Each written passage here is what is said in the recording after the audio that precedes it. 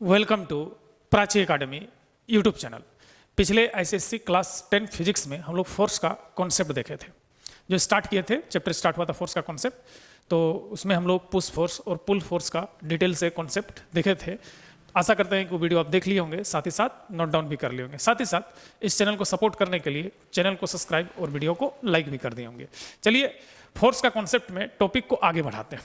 तो कल जो पिछले क्लास में जो हम लोग वेरिएशन देखे थे उसमें टाइप्स ऑफ फोर्सेस के बारे में एक पुश एंड पुल का देखे थे। तो फिर एक फोर्स का कैटेगरी होता है जिसमें हमारा कॉन्टैक्ट और नॉन कॉन्टैक्ट का कैटेगरी होता है। तो ये कॉन्टैक्ट फोर्स और नॉन कॉन्टैक्ट फोर्स क्या होता है इसको देखते हैं। ध्यान दीजिएगा, यहाँ पे फोर्स का एक अनदर कैटेगरी होता है। फोर्स का एक अनदर कैटेगरी होता है जिसको हम लोग क्या कहते हैं, कॉन्टैक्ट फोर्स। Contact force. और एक होता है non contact force. Non contact force होता है, ठीक है। तो अब देखो कॉन्टैक्ट फोर्स किसको कहते हैं। तो those force develop due to physical touch. जैसे कि मान लेते हैं ये हमारे पास ये बुक है, तो इसको हम फिजिकल टच से इसको मूव करवा रहे हैं। ये फिजिकल टच से मूव करवा रहे हैं, ठीक है।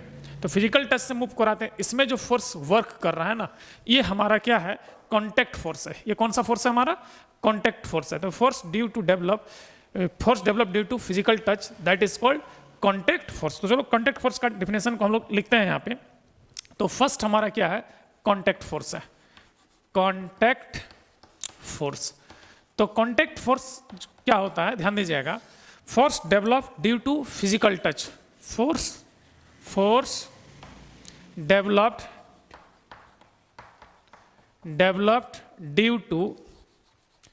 due to physical touch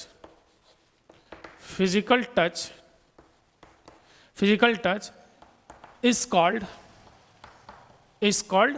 contact force. contact force। तो फिजिकल टच के कारण जो फोर्स डेवलप होगा उसको हम लोग कॉन्टैक्ट फोर्स कहते हैं। तो कॉन्टैक्ट फोर्स में कौन कौन सा फोर्स आता है, कौन कौन सा फोर्स का कैटेगरी आता है उसको देखो। तो एग्जांपल में जो कॉन्टैक्ट फोर्स का अगर एग्जांपल देखा जाए तो सबसे फर्स्ट एग्जांपल है हमारा tension force. TENSION, tension force. उसके बाद है मेरे भाई normal reaction force. Normal reaction force, ये भी आपका एक कॉन्टैक्ट फोर्स है। इसके बाद हमारा आ जाता है फ्रिक्शन फोर्स। क्या आ जाता है, फ्रिक्शन फोर्स। इसके बाद आ जाता है हमारा पुश फोर्स। पुश फोर्स के बारे में आपको बता चुके हैं। इसके बाद आ जाता है हमारा पुल फोर्स आ जाता है। इसके बाद विस्कोस फोर्स। तो ये हमारा जो ये ETC, बहुत सारा ऐसा एग्जांपल है जो कॉन्टैक्ट फोर्स का होगा। अब ध्यान दीजिएगा टेंशन फोर्स क्या होता है, पहले समझिए। यहाँ पे टेंशन फोर्स क्या होता है, जैसे कि एक थ्रेड्स को ले लीजिए, ठीक है। जैसे ये हमारा थ्रेड्स है, मान लेते हैं ये हमारा क्या है, थिन थ्रेड्स है, ठीक है। अगर इसको खींचेंगे कस करके, ऐसा कस के खींचेंगे, तो इसमें जब खींचने पर जो यहाँ पे एक फोर्स डेवलप हो रहा है टेंसाइल फोर्स कहलाएगा। जैसे कि मान लो इसको खींच रहे हैं ऐसे करके, ठीक है। तो इस स्ट्रिंग के बीच में जो फोर्स आ रहा है इसको हम लोग कौन सा फोर्स कहेंगे, टेंसाइल फोर्स कहेंगे। क्लियर है यहाँ पे। नॉर्मल रिएक्शन फोर्स, इसको आगे हम लोग डिटेल स्टडी करने वाले हैं, तो फिलहाल अभी इसको होल्ड पे डाल देते हैं। फ्रिक्शन फोर्स, जैसे कि मान लेते हैं ये चौक में यहाँ पे लिख रहे हैं, यहाँ पे बोर्ड में लिख रहे हैं, तो यहाँ पे फ्रिक्शन है ना, जिसके कारण ये चौक बोर्ड में मार्क छोड़ जा रहा है। अगर फ्रिक्शन नहीं होता तो मार्क नहीं छोड़ता, मतलब सरफेस रफ होगा तो फ्रिक्शन फोर्स ज्यादा होगा, स्मूथ होगा तो फ्रिक्शन फोर्स कम होगा। तो क्या कहता है, force develop due to rubbing of two objects. Rubbing अगर टू ऑब्जेक्ट को करोगे तो बिटवीन द फोर्स जो डेवलप होगा उसको हम लोग क्या कहते हैं, फ्रिक्शन फोर्स कहते हैं। पुश फोर्स, किसी को अगर धक्का दे रहे हो तो पुश फोर्स, इसके बारे में डिटेल आपको बता चुके हैं। पुल फोर्स, अपनी ओर खींच रहे हो कोई चीज को, तो पुल फोर्स, इसके बारे में डिटेल बता चुके हैं। विस्कोस फोर्स जो होता है ये one types of friction force ही होता है, लेकिन ये लिक्विड में लगता है। ये किस में लगता है, लिक्विड में लगता है। जैसे कि तुम आपको एग्जांपल दे रहे हैं, जैसे द गंगा रिवर है, द जमुना रिवर है, ठीक है। तो ये जितने भी गंगा जमुना रिवर है इसमें वाटर का जो फ्लो होता है अलग अलग लेयर पे अलग अलग है। जैसे कि ऊपर से गंगा नदी आपको बहुत शांत लगेगा, बहाव ही नहीं है, लेकिन उसका जो मिड वाटर होता है और बॉटम वाटर होता है उसका फ्लो हाई तेज होता है। जैसे कि दामोदर नदी हमारे झारखंड की बात करें, ऊपर से देखोगे तो लगेगा कि फ्लो ही नहीं है, आराम से इसमें पार हो सकते हैं। लेकिन थोड़ा सा अगर नीचे चल जाओगे तो पानी का फ्लो इतना ज़्यादा है कि आज तक कोई भी दामोदर नदी में गिरा है तो जल्दी बचता नहीं है, क्योंकि अगर वो नीचे चला गया तो इतना ज़्यादा वो वाटर फ्लो के रेट पे आ जाएगा, ठीक है, कि वो बढ़ ही जाता है, ठीक है। तो ऊपर से दामोदर नदी दिखने में बहुत शांत लगता है, हमारे झारखंड का है, ठीक है, बंगाल का शोक भी कहते हैं इसको, ठीक है। तो बंगाल का शोक रिवर जो है हमारा दामोदर होता है, इसमें बहुत सारा डीवीसी प्लांट भी, डीवीसी का बहुत सारा प्लांट भी है हमारा। तो ऊपर से दामोदर दिखने में बहुत क्या लगता है, शांत लगता है, लेकिन नीचे का उसको फ्लो अलग है, मतलब कि बहुत ही हाई स्पीड का। मतलब ध्यान देना कि वाटर का जो लेयर होता है, मतलब वाटर का जो फ्लो होता है डिफरेंट लेयर्स में होता है, ठीक है, डिफरेंट लेयर में होता है, हर लेयर का वेलोसिटी स्पीड अलग अलग। तो एगो का स्पीड कम है और एगो का स्पीड ज्यादा है, तो दोनों लेयर तो सटा हुआ है ना मेरे भाई। तो स्पीड लेयर और स्लो लेयर के बीच क्या होगा, फ्रिक्शन होगा। तो उस फ्रिक्शन के कारण जो फोर्स डेवलप होगा, चाहे इंड्यूस होगा, चाहे जो फोर्स वर्क करेगा, उसी फोर्स को हम लोग क्या कहते हैं, विस्कोस फोर्स कहते हैं, ठीक है। तो ये विस्कोस फोर्स आप लोग 11th में डिटेल से पढ़ोगे, फिलहाल अभी ये फोर्स का कैटेगरी को समझ के रखो यहाँ पे, ठीक है। ये तो मेरे भाई था कॉन्टैक्ट फोर्स की बारी। अब आता है हमारा नॉन कॉन्टैक्ट फोर्स का। अब किसकी बारी है, नॉन कॉन्टैक्ट फोर्स की बारी है। तो ध्यान दीजिएगा, नॉन कॉन्टैक्ट फोर्स किसको कहते हैं। अगला क्या है, non contact force. Non contact force की बात कर रहे हैं। तो ये नॉन कॉन्टैक्ट फोर्स क्या होता है पहले समझिएगा यहाँ पे, ठीक है। तो force work due to without physical touch, force work due to without physical touch, मतलब बिना टच किए। जैसे बाबा लोग देखना ऐसे करेगा, ए भट स्वाहा, ठीक है, और एकदम ऑब्जेक्ट को क्या करता है, बिना टच किए वाइब्रेट कर देता है, ठीक है। तो बिना टच किए वाइब्रेट किया, मतलब वो क्या हो गया, एक विदाउट कॉन्टैक्ट उसमें वाइब्रेशन ला दिया, ठीक है। तो इसको हम लोग क्या कहते हैं, इसको क्या कहते हैं हम लोग, नॉन कॉन्टैक्ट फोर्स कहते हैं। मतलब फोर्स डेवलप या force work due to without physical touch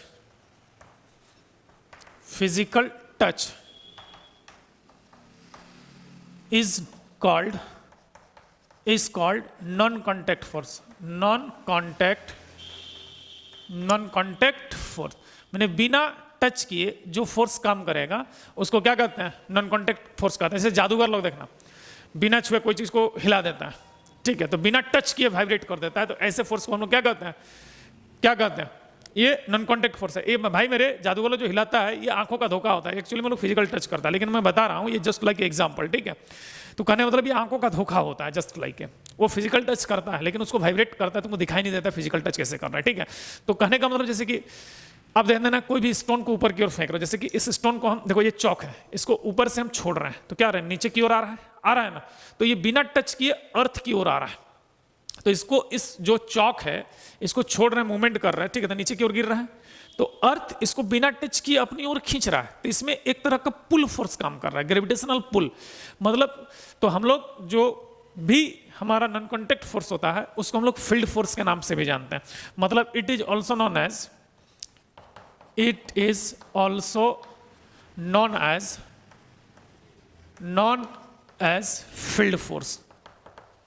field force.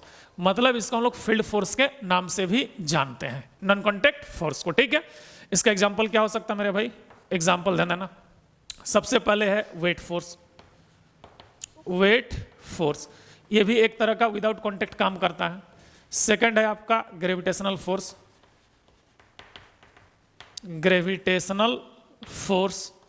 ठीक है।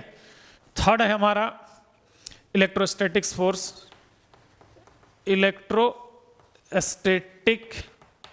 फोर्स। फोर्थ है मेरे भाई magnetic force.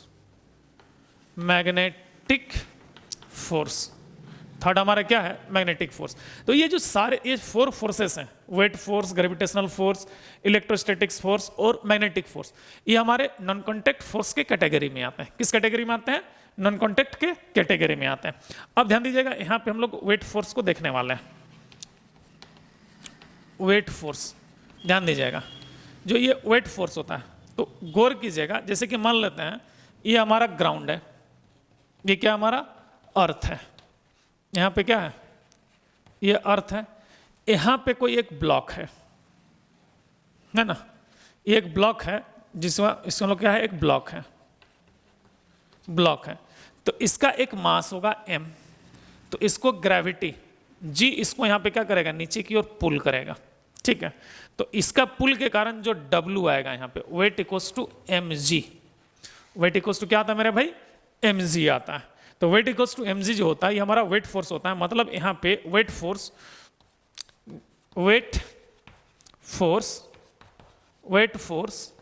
W equals to m into g, mass into gravity होता है, मास इंटू ग्रेविटी। मास हमारा ऑब्जेक्ट का क्वांटिटी है और उसमें जो ग्रेविटी को इंक्लूड कर दोगे तो ये हमारा वेट फोर्स निकल करके आता है। तो ये वेट फोर्स के बारे में, आगे इसका डिटेल फिर बताएंगे, फिलहाल अभी हम वेट फोर्स को समझा रहे हैं, इसमें बहुत सारा पैरामीटर्स आता है जिसको हम लोग आगे जाकर के डिटेल से देखेंगे। तो वेट फोर्स जनरली जो होता है W इक्वल्स टू क्या होता है, mg होता है, ठीक है। अब इसके बाद मेरे भाई नेक्स्ट पार्ट जो है हमारा जो है वो ग्रेविटेशनल फोर्स का, किसका है, हमारा ग्रेविटेशनल फोर्स का है। तो नेक्स्ट हेडिंग हम लोग दे देते हैं ग्रेविटेशनल फोर्स।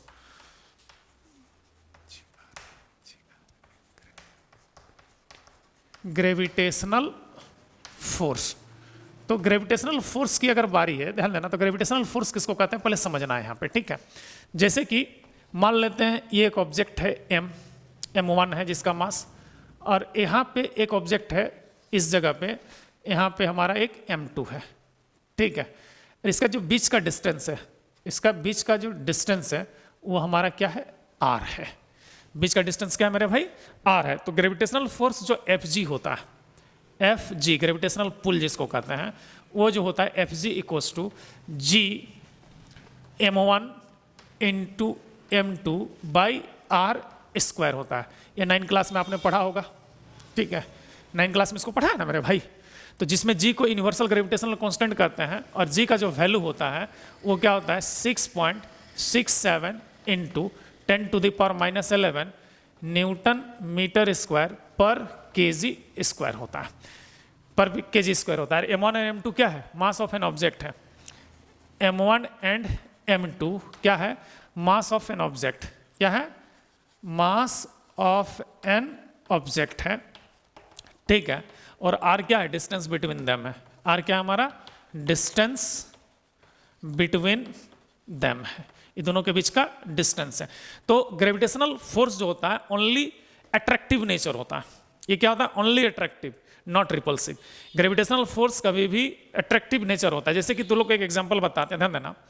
जब एक खूबसूरत लड़की रहती है, ठीक है, तो सारा लड़का उस पर क्या होता है, अट्रैक्ट हो जाता है। लड़की किसी पे अट्रैक्ट नहीं होती, लड़का ही सारा अट्रैक्ट होता है। तो जो लड़की का जो खूबसूरती होता है ना, तुम्हारे बैच में देखना, ठीक है ना, जो खूबसूरत लड़के थे सब उसको डोरा डालने के चक्कर में रहता है, ठीक है, चला सब अट्रैक्ट रहता है, ठीक है। तो ये जो अट्रैक्शन होता है, ये अट्रैक्शन, तो लड़की का जो अट्रैक्शन पावर है ना, समझ लो एक तरह का क्या है, ग्रेविटेशनल पुल है मेरे भाई। वो क्या है, हमारा एक तरह का ग्रेविटेशनल पुल है यहाँ पे, ठीक है, समझ गया ना। चलो, मैंने कि लड़की का अट्रैक्शन ग्रेविटेशनल पुल, हाँ आप कह सकते हो एक तरह का ग्रेविटेशनल पुल ही है समझने के लिए, ठीक है, क्योंकि वो ओनली अट्रैक्ट करता है, वो रिपेल कभी नहीं करता। तुम जब उसको जब प्रपोज कर लिया या कुछ कर लिया तब रिप्लाई आता है, तो वो रिप्लाई में क्या बोलते हैं, मुंह कान सूजी हो सकता है, ठीक है। तो अगर रिप्लाई आ गया तो फिर वो क्या हो गया, एक्शन एंड रिएक्शन दोनों हो गया, मतलब अट्रैक्शन एंड रिएक्शन, रिपल्सन हो गया, ठीक है। तो रिपल्सन आएगा तो रिपल्सन कुछ भी आ सकता है, पॉजिटिव भी आ सकता है, नेगेटिव भी आ सकता है। नेगेटिव आया मेरे भाई तो गाल मुंह सूझ जाएगा, हाथ पैरों टूट जाएगा, ठीक है ना, बिन बुलाए बारात पहुंच जाएगा और कूट देगा धंधा ना करके, ठीक है। इसलिए सावधान रहना, ये सब गलत बात है, नहीं करना चाहिए, ठीक है। बता रहेगा कि तुम लोग के दिमाग में ही सब चलता है, अभी ये टीनेजर हो ना तुम लोग, अभी तुम लोग के दिमाग में ही सब ख्याली पुलाव पकते रहेंगे, ठीक है। तो ये सब चीज़ से दूर रहना मेरे भाई, ठीक है, बड़ा ही नहीं तो दिक्कत हो जाता है, लाइफ बर्बाद हो जाता है, ठीक है। जो भी इस चक्कर में पड़ा है, ठीक है, कोई निकल नहीं पाया है खास करके, ठीक है, बर्बादे हो जाता है, इसलिए ध्यान रखना इस चीज़ को लेकर के। तो ग्रेविटेशनल पुल जो होता है जस्ट लाइक क्या है, अट्रैक्टिव फोर्स है। इसके बाद हमारा नेक्स्ट है मेरे भाई, वो है हमारा electrostatics force, electrostatic force. Electrostatics force जो होता है, ध्यान देना है यहाँ पे, इलेक्ट्रोस्टैटिक्स फोर्स की अगर बात करें तो ये चार्ज में काम करता है, ये सेकंड फंडामेंटल में आता है, वो हमारा फर्स्ट फंडामेंटल है, याद रखिएगा, आगे बताएंगे फंडामेंटल फोर्सेस क्या होता है, ठीक है। तो यहाँ पे ध्यान देना, 2 चार्जेस हैं, जैसे कि मान लेते हैं 2 पॉइंट, यहाँ पे Q1 चार्ज है और यहाँ से ये R डिस्टेंस पे एक हमारा Q2 चार्ज रखा गया है। तो इसके बीच देखो, यहाँ पे अगर सेम पोलैरिटी का चार्ज होगा तो रिपल्सन होगा, और अपोजिट पोलैरिटी का चार्ज होगा तो अट्रैक्शन फोर्स होगा। तो मैं यहाँ पे जो इलेक्ट्रोस्टैटिक्स फोर्स होता है वो अट्रैक्शन भी होता है और रिपल्सन भी होता है, ठीक है। यहाँ पे तो यहाँ पे ध्यान देना, बिन बुलाए बारात कूट दिया मतलब रिपल्सन आ गया, और अगर उसको एक्सेप्ट कर लिया मतलब वो सिर्फ अट्रैक्शन हो गया। मतलब ये जो लव ट्राइंगल में खास करके अगर लड़की एक्सेप्ट कर लिया तो अट्रैक्शन, और एक्सेप्ट नहीं किया तो बिन बुलाए बारात से कूट गया, हाथ पैर टूट गया, मतलब रिपल्सन। मतलब एक तरह का वो क्या है, अगर एक्शन एंड रिएक्शन दोनों आ रहा है मतलब क्या है, ये एक तरह का इलेक्ट्रोस्टैटिक्स है। तुम दूर से देख करके उसके ऊपर अट्रैक्ट हो रहे हो, मतलब ग्रेविटेशनल पुल। वो कुछ नहीं बोल रहा है लेकिन तुम अट्रैक्ट हो रहे हो, खुद खींचे चले जा रहे हो, तो मतलब क्या है, ग्रेविटेशनल पुल है। वो तुमको कुछ बोल नहीं रहा है, उसका खूबसूरती से तुम अट्रैक्ट हो जा रहे हो, मतलब ग्रेविटेशनल पुल है मेरे भाई यहाँ पे, ठीक है। तो देखो इलेक्ट्रोस्टैटिक्स फोर्स की अगर बात करें तो एफ ई इक्वल्स टू होता है 1/4 pi epsilon naught into Q1 into Q2 by r square होता है। Q1 into Q2 by r square, जहाँ Q1 और Q2 क्या है, हमारा चार्ज है। Q1 और Q2 क्या है, चार्ज है। यहाँ पे ध्यान देना, एप्सिलॉन नॉट जो है वो परमिटिविटी है, परमिटिविटी है। एप्सिलॉन नॉट क्या है, परमिटिविटी है। और एप्सिलॉन नॉट का जो वैल्यू होता है मेरे भाई वो होता है 1/4 पाई एप्सिलॉन नॉट का जो वैल्यू होता है 1/4 पाई एप्सिलॉन नॉट का जो वैल्यू होता है 9 into 10 to the power 9 newton metre square पर कूलम स्क्वायर होता है, ठीक है ना। और Q1 एंड Q2 क्या है, Q1 एंड Q2 जो है वो चार्ज ऑफ पार्टिकल है। क्या है, चार्ज ऑफ पार्टिकल है। और ध्यान देना आर क्या, डिस्टेंस बिटवीन देम है। आर हमारा क्या है, डिस्टेंस बिटवीन देम है। इसके बाद आता है मेरे भाई मैग्नेटिक फोर्स। क्या आता है हमारा इसके बाद, मैग्नेटिक फोर्स।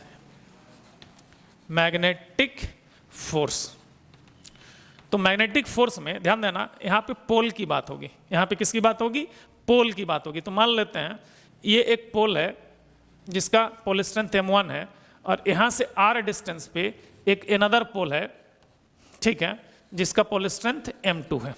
पोल स्ट्रेंथ क्या है हमारा, M2 है। तो ऐसे कंडीशन में जो मैग्नेटिक फोर्स होगा Fm, ये क्या हो जाएगा, μ0/4 pi into M1 into M2 by r square होता है। ये मैग्नेटिक फोर्स हो गया, M1 into M2 by r square. ये आपका मैग्नेटिक फोर्स के कैटेगरी में चला गया। ये M1 ये मास है मेरे भाई, ये हमारा क्या है, पोल स्ट्रेंथ है। चलो इसको आइडेंटिफाई कर देते हैं। तो यहाँ पे μ0 जो होता है ये परमीएबिलिटी है, μ0 क्या है, परमीएबिलिटी है। और ये जो μ0 का जो वैल्यू होता है वो 4 pi into 10 to the power -7 होता है। 4 pi into 10 to the power -7 होता है। और M1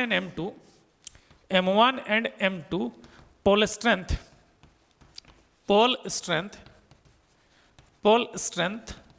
ऑफ फील्ड पोल है। और इसका जो यूनिट होगा मेरे भाई, हमेशा इसका जो M1 और M2 का यूनिट होगा 80 होता है। इसको एम्पियर टर्न कहते हैं। इसका यूनिट क्या होगा, एम्पियर टर्न होगा। तो ये था मेरे भाई मैग्नेटिक फोर्स का, ठीक है। तो ये था मेरे भाई, देख लो कॉन्सेप्ट में यहाँ पे कॉन्टेक्ट और नॉन कॉन्टेक्ट फोर्स है।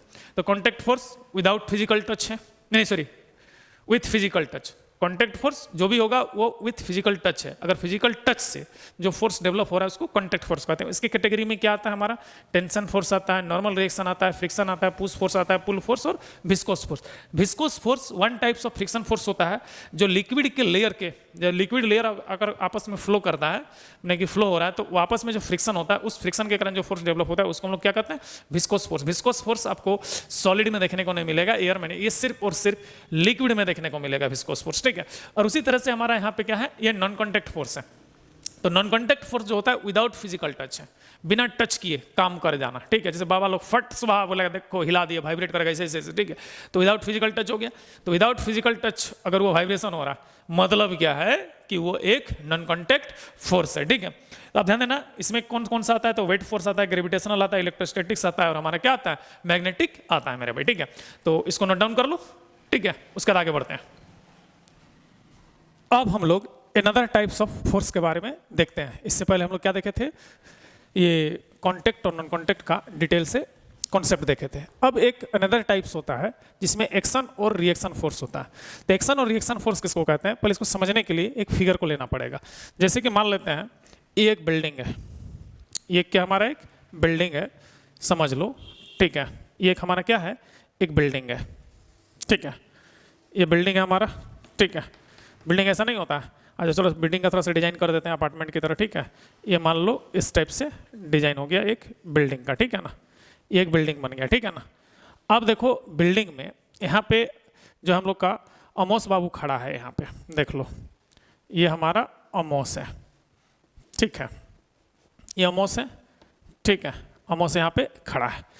तो ध्यान देना, ये जो अमोस यहाँ पे खड़ा है, तो ध्यान देना इस जगह पे अमोस एक फोर्स लगाएगा, अमोस एक फोर्स लगाएगा डाउनवर्ड ऐसे करके, ठीक है। तो बिल्डिंग को धंसना चाहिए था बजरंगबली की तरह, खड़ा हो गया जैसे नहीं कहता ऐसे करके, तो बिल्डिंग तो क्या नीचे की ओर दबना चाहिए था, लेकिन बिल्डिंग दब नहीं रहा मेरे भाई, बिल्डिंग दब नहीं रहा है। इसका मतलब ये जो अमोस का जो वेट फोर्स है W, इस W जो वेट फोर्स है इसको बिल्डिंग एक रिएक्शन दे रहा है इधर ऐसे करके, ठीक है। मतलब अमोस के द्वारा एक्शन किया जा रहा है और बिल्डिंग के द्वारा क्या किया जा रहा है, रिएक्शन किया जा रहा है। मतलब ये बिल्डिंग जो फोर्स लगाया, यहाँ से ध्यान देना, ये जो बिल्डिंग जो लगाया फोर्स, ठीक है, ये वाला, ये आपका बिल्डिंग का फोर्स है। ये अप्लाई कौन कर रहा है, हमारा ये अपार्टमेंट या फ्लैट कर रहा है फोर्स। ये जो हमारा बिल्डिंग फोर्स है, बिल्डिंग फोर्स, ठीक है। और ये क्या है, अमोस फोर्स है। ये जो W है ये क्या है, हमारा अमोस फोर्स है, ठीक है। तो ये हमारा लोग का अमोस है। तो अमोस के द्वारा जो फोर्स लगाया गया है, ध्यान देना, तो ये फोर्स हमारा क्या कहलाएगा, ये हमारा क्या होगा, एक्शन फोर्स कहलाएगा। ये क्या कहलाएगा, एक्शन फोर्स कहलाएगा, एक्शन फोर्स कहलाएगा। अब बिल्डिंग के द्वारा जो अपोजिट डायरेक्शन में लगाया गया है, ये फोर्स हमारा क्या कहलाएगा, रिएक्शन फोर्स कहलाएगा, रिएक्शन फोर्स कहलाएगा। मतलब यहाँ पर एक्शन इक्वल्स टू रिएक्शन है at equilibrium condition. In equilibrium condition action force, at equilibrium condition action force equals to क्या हो जाएगा, रिएक्शन फोर्स होगा। Action force equals to reaction force. तो यहाँ पे एक्शन फोर्स जो है, ध्यान दीजिएगा, अमोस का मास अगर m है मान लेते हैं, इसका मास क्या है, m है, मास ऑफ अमोस कह सकते हैं, मास ऑफ अमोस, ये मास ऑफ अमोस m हो गया। तो एक्शन फोर्स, तो इसको जो पुल कर रहा है, तो इधर हमारा एक g ग्रेविटी लग रहा है ना मेरे भाई, एक g ग्रेविटी लग रहा है। तो एक्शन फोर्स हमारा क्या होगा, अमोस का वेट होगा। अमोस का वेट है, कितना वेट का है, अब बजरंगबली की तरह बाहुबली है कि एकदम सुखल अंडी जैसा है, अमोस डिसाइड करेगा। क्या बोल रहा है, ये भी वैसे नहीं है, सुखल खाना खाई भी नहीं करता है घर में, तो क्या करेगा, दाना चुगता है। क्योंकि मम्मी बोल रही थी सर खाना खाई भी नहीं करता है, बड़ी एकदम खाली लेस कुरकुरे में दीवाना रहता है ये, ठीक है। मत खाओ मेरे भाई, घर का खाना का फास्ट फूड पूरा डैमेज कर देगा शरीर को, ठीक है। ध्यान देना है यहाँ पे, फास्ट फूड पे ज़्यादा मत रहना, ठीक है, क्या कि शरीर को डैमेज करता है। घर का खाना बना हुआ खाओ, ठीक है, इसीलिए तुम सुखल पात्र है एकदम, ठीक है। थोड़ा सा शरीर पे भी ध्यान दो पढ़ाई के साथ साथ, ठीक है। तो देखो यहाँ पे एक्शन फोर्स क्या हो गया, तो ये W हो गया, और रिएक्शन फोर्स को हम लोग R या N से डिनोट करते हैं, R या N से डिनोट करते हैं। तो अब ध्यान देना है यहाँ पे जो फैक्ट आ रहा है, तो एक्शन इक्वल्स टू रिएक्शन हो गया, ठीक है। एक्शन इक्वल्स टू क्या हो गया, रिएक्शन। मतलब यहाँ पे इसको हम लोग एक्शन फोर्स को हम लोग mg कह सकते हैं। तो mg equals to R equals to क्या हो गया, N कह सकते हैं, R और N कह सकते हो। ये हमारा N मतलब नॉर्मल फोर्स। तो रिएक्शन फोर्स हमारा इक्विलिब्रियम कंडीशन में वो वेट फोर्स के इक्वल होता है। और ध्यान देना, जो रिएक्शन फोर्स होता है परपेंडिकुलर टू द सरफेस होता है। रिएक्शन फोर्स क्या है, परपेंडिकुलर टू द सरफेस है। रिएक्शन फोर्स क्या है, परपेंडिकुलर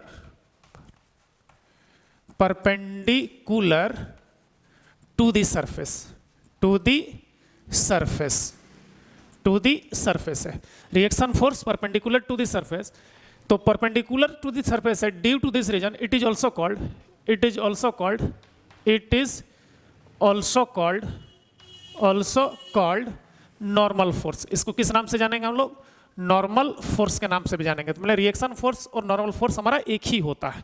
मतलब ये हमारा mg के इक्वल होगा, वेट फोर्स के इक्वल होगा मेरे भाई, ठीक है। तो ये था मेरे भाई एक्शन और रिएक्शन। और एक चीज याद रखना,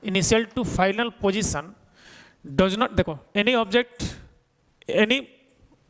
मूव, यहां पे ऑब्जेक्ट छूट गया मेरे भाई, object, any object move in path force depend initial to final position does not depend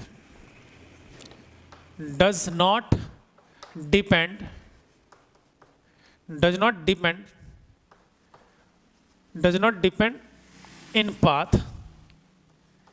path is called conservative force. Conservative force जो पाथ पे डिपेंड नहीं करेगा उसे कंजर्वेटिव फोर्स कहते हैं। मतलब ये डिस्टेंस क्या होता है, डिपेंड ऑन डिस्प्लेसमेंट, मतलब इसका पॉइंट क्या निकल सकता है, depend on displacement, depend on क्या है, डिस्प्लेसमेंट, ये डिस्प्लेसमेंट पे डिपेंड करता है। Not depend on distance, not depend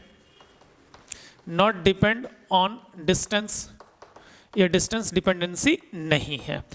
तो मेरे भाई इस टाइप के फोर्स को हम लोग क्या कहते हैं, कंजर्वेटिव फोर्स कहते हैं। ठीक है, अब ध्यान देना, अगर क्लोज लूप की अगर बात करें, जैसे कि अगर हमारा कोई सर्कुलर पाथ है, सर्कुलर पाथ, ठीक है, जो हमारा क्लोज्ड है कंप्लीटली, क्या है, क्लोज्ड है, कंप्लीटली क्लोज है। जैसे कि ये पाथ है हमारा, ये क्या है, हमारा एक सर्कुलर पाथ है, ये हमारा क्या एक सर्कुलर पाथ है। तो मान लेते हैं ऑब्जेक्ट यहाँ पे था और ये मूव करते हुए, ठीक है, फिर से यहीं पहुंच जाएगा। तो एक्चुअली में इसका सेंटर है, तो ये ऑब्जेक्ट है, ठीक है, तो ये ऑब्जेक्ट है, तो याद रखना ये मूव कर करके तो इनिशियल टू फाइनल पोजीशन इसका एक ही होगा हमारा। ठीक है, मतलब क्लोज लूप में जो होता है हमारा कंजर्वेटिव फोर्स का मैग्नीट्यूड क्या होता है, 0 होता है। In a close loop, in a circular path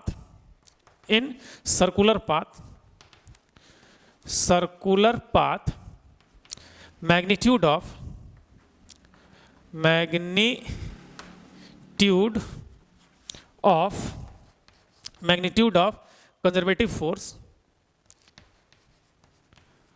conservative force is 0, ये क्या हो जाएगा, 0 हो जाएगा क्लोज लूप पाथ में। ठीक है, अब देखो इसका जो एग्जांपल है मेरे भाई, एग्जांपल को अगर देखा जाए कंजर्वेटिव में क्या क्या आ सकता है, तो सबसे फर्स्ट एग्जांपल कंजर्वेटिव का है वेट फोर्स। आप लिख सकते हो वेट फोर्स, ये पाथ डिपेंडेंट नहीं है। ठीक है, उसके बाद आपका ग्रेविटेशनल फोर्स,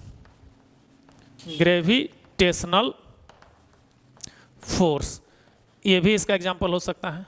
उसके बाद यहाँ पे लिख सकते हो इलेक्ट्रोस्टैटिक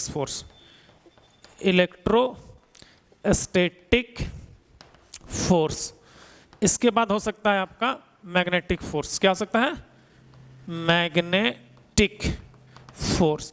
ये सारे जो फोर्स हैं ये हमारा कंजर्वेटिव के कैटेगरी में, किसके कैटेगरी में है, कंजर्वेटिव के कैटेगरी में। अब आगे बढ़ते हैं थोड़ा सा। ठीक है, कंजर्वेटिव तो हो गया, मतलब जो पाथ डिपेंडेंट होगा वो कंजर्वेटिव नहीं होगा, पाथ इंडिपेंडेंट होना चाहिए। Those force path independent is called conservative force. ठीक है, जो पाथ इंडिपेंडेंट होगा उसको हम लोग क्या कह सकते हैं, कंजर्वेटिव फोर्स कह सकते हैं। कोई दिक्कत है यहाँ पे, कोई दिक्कत नहीं ना है।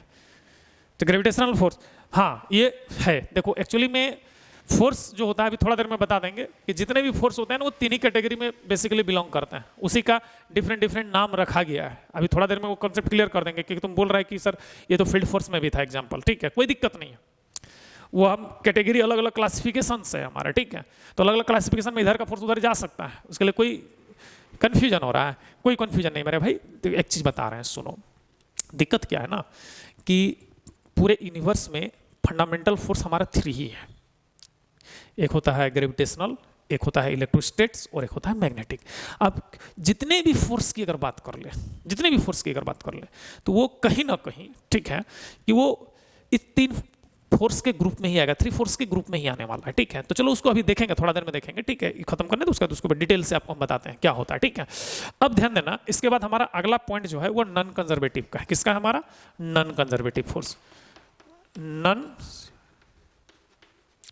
कंजर्वेटिव फोर्स, तो नॉन कंजर्वेटिव फोर्स की अगर बात करें, यहां पे ध्यान देना, नॉन कंजर्वेटिव फोर्स की बात करें तो समझोगे नॉन कंजर्वेटिव क्या होता है, कि force depend on path, depend on path, जैसे कि इस पाथ पे फॉलो किया ना तो इस पाथ पे डिपेंड करेगा। फोर्स डिपेंड ऑन पाथ, क्या है? Force depend on path, force depend on path is called non conservative force, is called non conservative force. मतलब ये डिस्टेंस डिपेंडेंट है, क्या है? डिस्टेंस डिपेंडेंट है, डिस्टेंस डिपेंड है, ठीक है। डिस्प्लेसमेंट इंडिपेंडेंट है, डिस्प्लेसमेंट इंडिपेंडेंट, डिस्प्लेसमेंट इंडिपेंडेंट मतलब डिस्टेंस डिपेंडेंट है, डिस्प्लेसमेंट पे डिपेंड नहीं है। मतलब ये जो शॉर्टेस्ट रूट होता है इस पे डिपेंड नहीं है, मतलब इस रूट पे डिपेंडेंट है। तो कंजर्वेटिव फोर्स जो होता है बहुत ही यूजफुल फोर्स है मेरे भाई, ठीक है।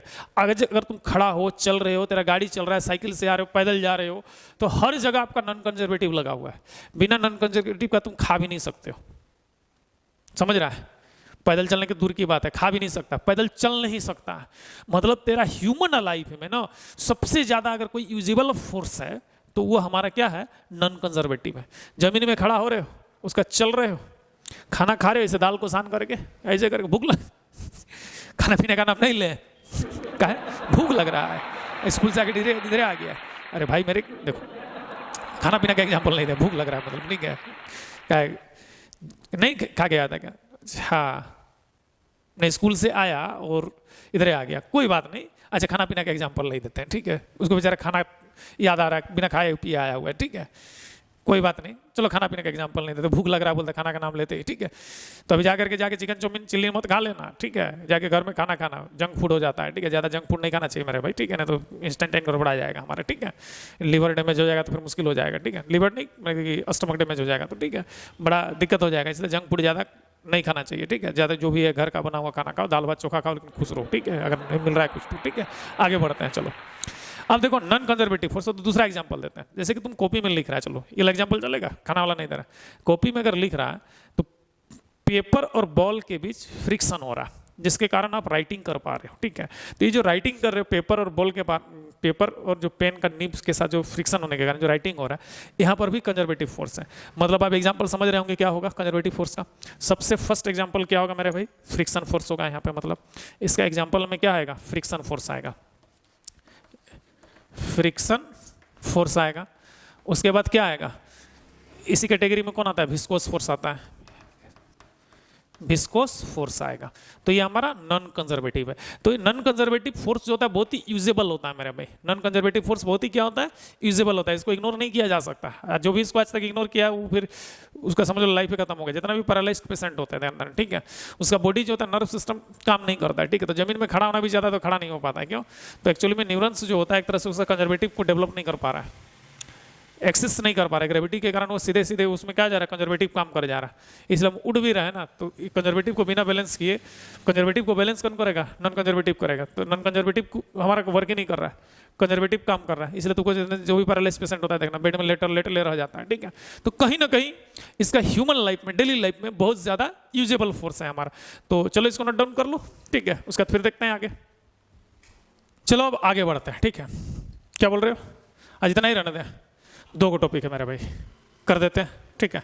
दो गो टॉपिक है, कर देते हैं, उसके बाद छोड़ देंगे, ठीक है। कोई दिक्कत?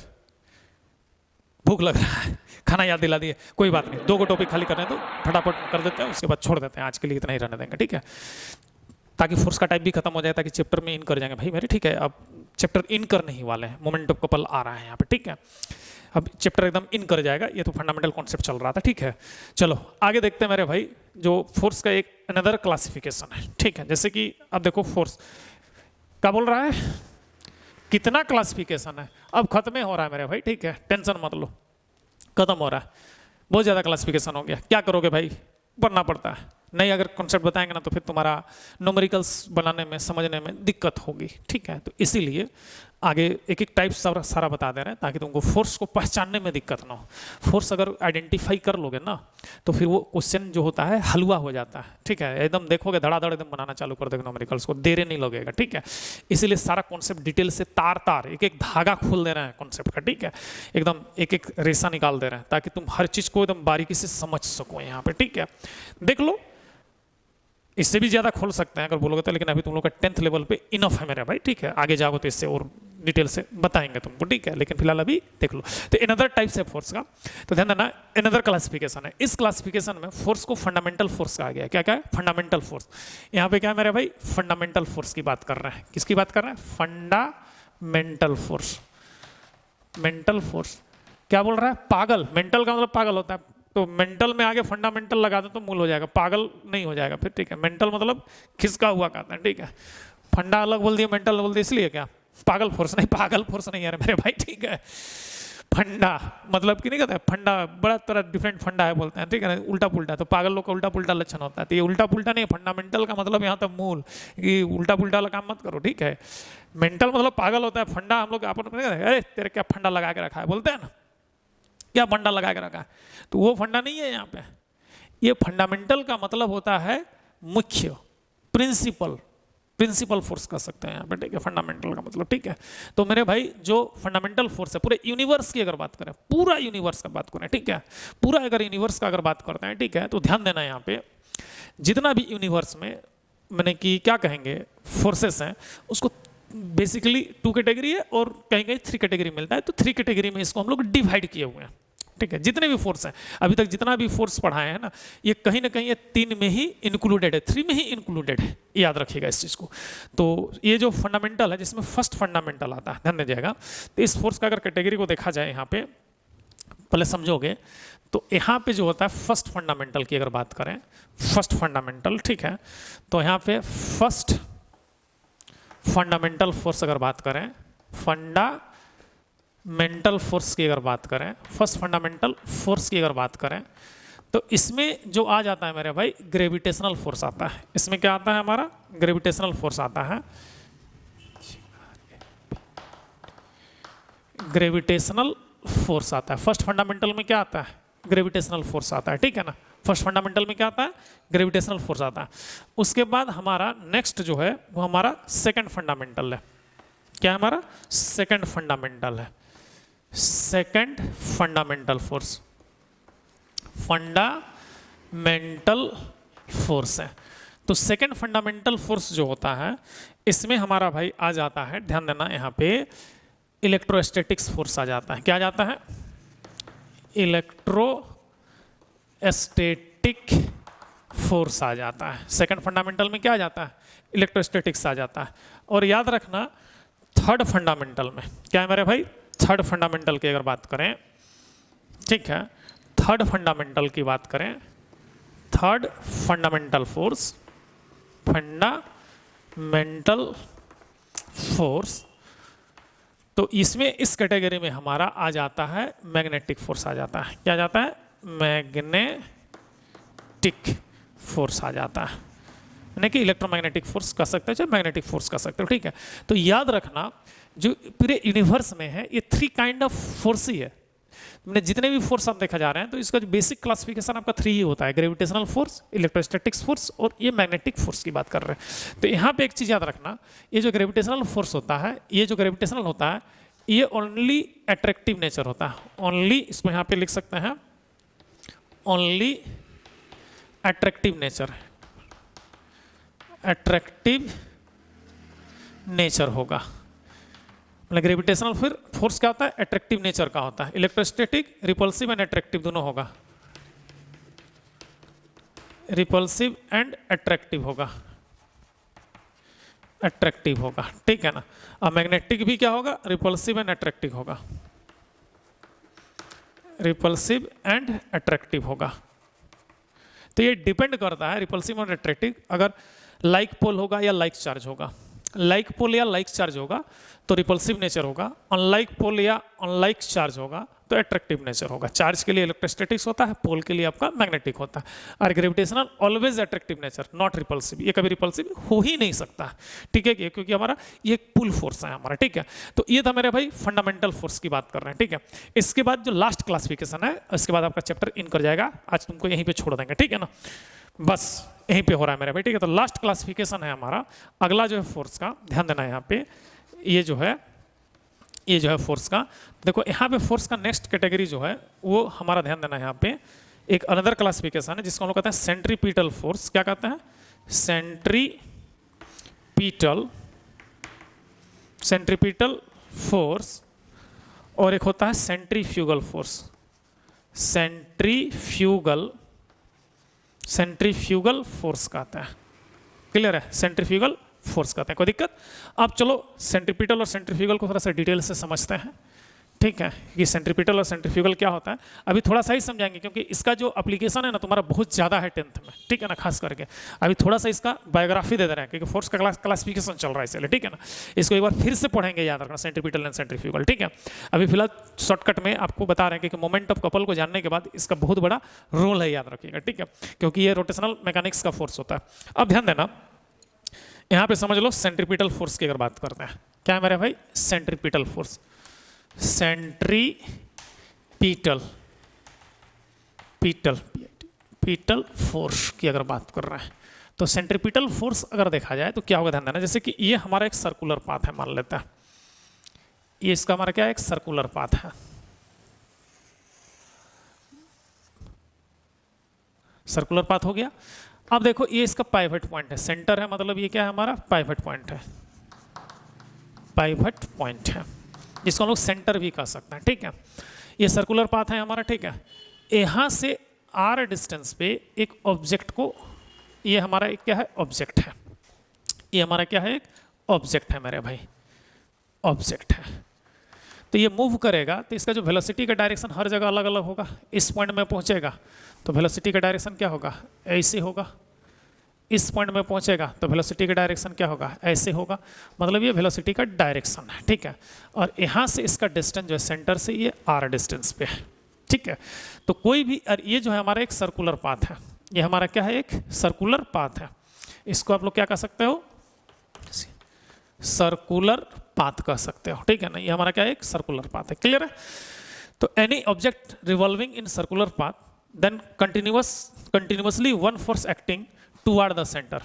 टुवार्ड द सेंटर एक फोर्स हमारा यहाँ पे FC, जिसको FR कह सकते हैं, चाहे रेडियल फोर्स, ठीक है, कंटिन्यूअसली जो है working toward the centre, this force is called centripetal force. Centripetal force जो होता है टर्निंग में बहुत काम करता है मेरे भाई, ठीक है ना, बहुत ही काम करता है। समझा ना? अभी बताएंगे थोड़ा सा, ठीक है, ध्यान देना। तो ध्यान देना, तो any object revolving, any object revolving in circular path, any object revolving in circular path, then one force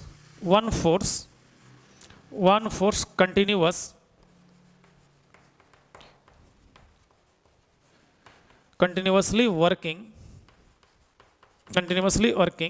toward the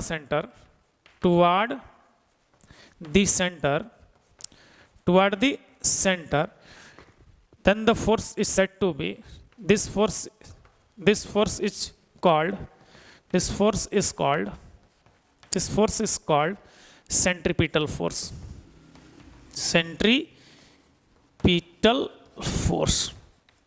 centripetal force होता है। तो कंटिन्यूअसली वर्क कर रहा है तो इनवर्ड जो फोर्स होता है, तो सेंट्रीपिटल फोर्स को हम लोग रेडियल फोर्स भी कहते हैं। It is also called radial force. It is also called radial force. Radial force, इसको हम लोग रेडियल फोर्स के नाम से भी जानते हैं। सेंट्रीपिटल फोर्स को किस नाम से जानते हैं? रेडियल फोर्स के नाम से जानते हैं। अब ध्यान देना यहाँ पे, बहुत ही मजेदार पॉइंट है भाई मेरे, ध्यान देना यहाँ पे, ठीक है। सेंट्रीपिटल फोर्स को रेडियल फोर्स के नाम से भी जानते हैं। तो भाई मेरे भाई यहाँ सेंट्रीपिटल फोर्स का जो वैल्यू होता है, ध्यान देना, सेंट्रीपिटल फोर्स जो होता है FR रेडियल इक्वल्स टू होता है mv²/r होता है।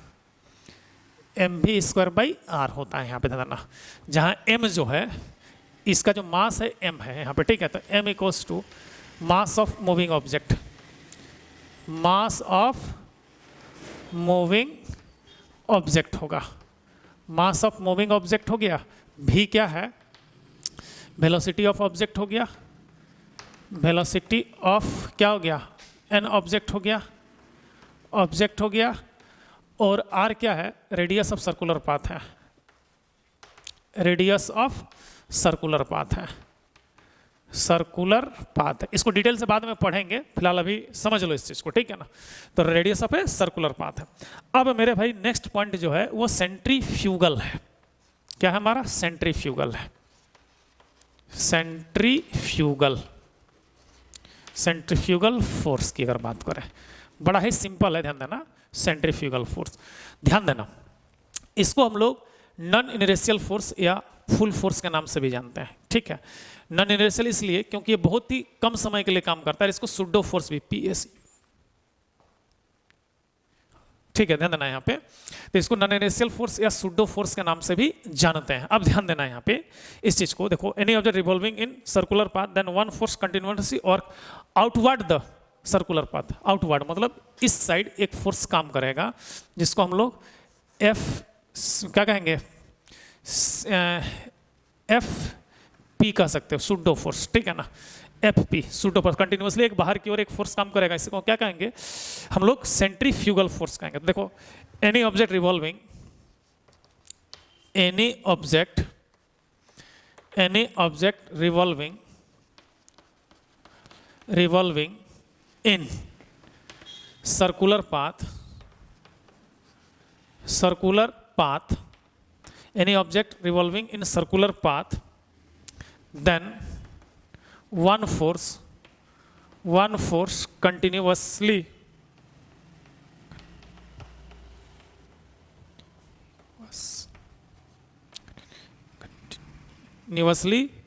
working outside the path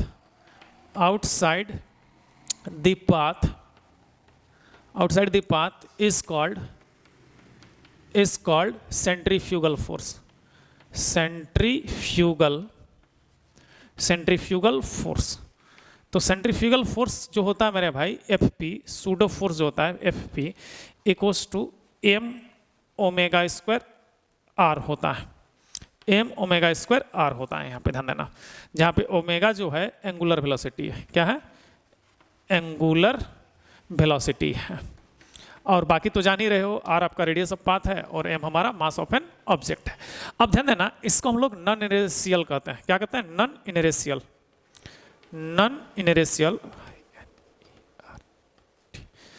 inertial force, या इसको फुल फोर्स या इसको सुडो फोर्स के नाम से भी जानते हैं। ये हमारा सुडो फोर्स को, फुल फोर्स को हो या नॉन इनर्शियल फोर्स को, ठीक है, सेंट्रीफ्यूगल को इसी नाम से हम लोग जानते हैं। और ये जानते हो, सबसे बड़े मजेदार बात बता रहे हैं, ठीक है, आपके साथ बहुत बार ऐसा हुआ होगा घटना, ठीक है। आप साइकिल नया जब चलाने सीखते होंगे, ठीक है ना, मजेदार घटना बता रहे हैं, ठीक है ना, समझ लीजिएगा यहाँ पे। जब आप साइकिल नया चलाने सीखते होंगे, ठीक है, तो टर्निंग आता होगा ना, तो ऐसे करके चला रहे हैं, साइकिल तो लगेगा मुड़ा नहीं मुड़ा, धड़ाम देने दीवार में जाके मार दिया, ठीक है। तो क्या हुआ जानते हो? तुम्हारा जो है ना सेंट्रीपिटल फोर्स जो इनवर्ड था वो कम हो गया और हमारा सेंट्रीफ्यूगल ज्यादा हो गया, तो रोड के आउटसाइड फेंका गया, तुम रोड के आउटसाइड गिर गया। तो अक्सर जब नया तुम साइकिल चलाने सीखा होगा, बहुत बार ऐसा हुआ होगा, टर्निंग में ऐसे मोड़ रहा होगा, मुड़ में नहीं के जाके दीवार को धड़ा देने देगा, ऐसे पर तोड़ करके बैठ गया, तो हाथ चिरा गया, मुंह चुरा गया, ठीक है, हुआ है। अच्छा, अरे अपूर्वा भी बोल रही है, इसके साथ भी हुआ था, तेरे साथ भी हुआ, तेरे साथ भी हुआ था, तुम स्कूटी में हुआ था तुम्हारा, तेरी तो स्कूटी में तो चोट नहीं लगा था बेटा ज्यादा? अच्छा नहीं, अच्छा हाथ में थोड़ा सा छिला हुआ गया था, कोई बात नहीं। तो ध्यान देना, वहां पे काम कौन किया था? फुल फोर्स, आपको बेवकूफ बना के निकल गया, नॉन इनर्शियल है।